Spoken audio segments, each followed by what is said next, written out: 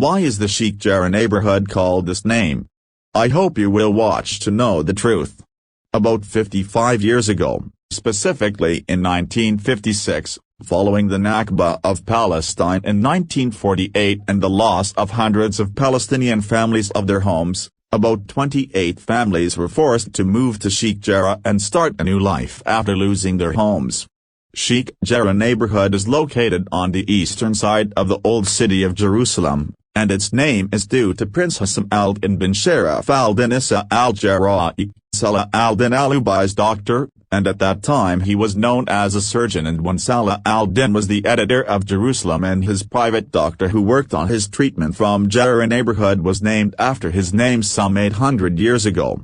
Then came the 1948 war and Jerusalem was partitioned, as it was at that time under the rule of Jordan.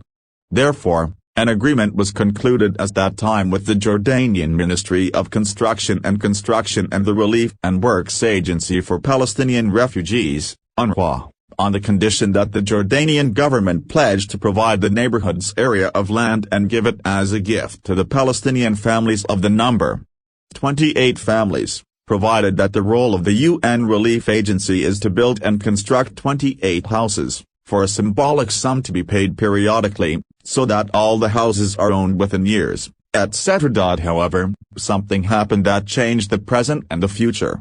The area of Sheikh Jarrah neighborhood is 808 dwms, and the neighborhood includes about 2,800 people, and it is divided into two parts. One of them is luxury and includes restaurants, consulates and hotels, and another suffers from poor infrastructure, and its Palestinian residents live in suffering.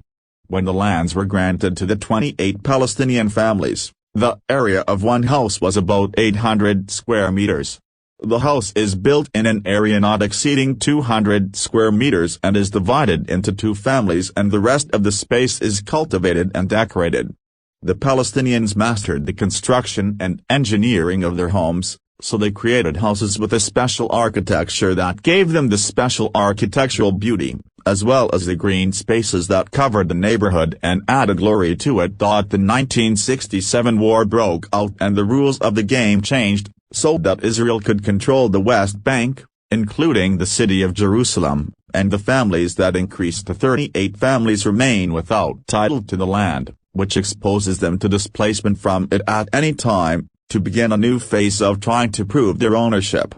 In 1972, the Sephardic community and the Knesset Committee of Israel Ashkenazi Jews resorted to the courts over their ownership of land since 1885, and that Palestinian families owned the land by laying hands, but the judiciary was fair to Palestinian families at that time. In 1983, Israeli families refiled a lawsuit against 12 families over the ownership of their homes, so Palestinians sought an Israeli lawyer to plead for them in the Israeli courts, but the lawyer implicitly recognized the right of Israeli settlers to the land while preserving the Palestinians' right to exist with the tenant contract protected. They pay Israelis money. The legal debate between the Palestinians and the Israelis continued for decades and the situation remained the same. But in 2008 the Israeli court issued a decision to enable one of the Israeli families to one of the homes of the family of Sheikh Kurds, followed by another decision in 2009, and the homes of the Hanan and Gai families were evacuated in those days.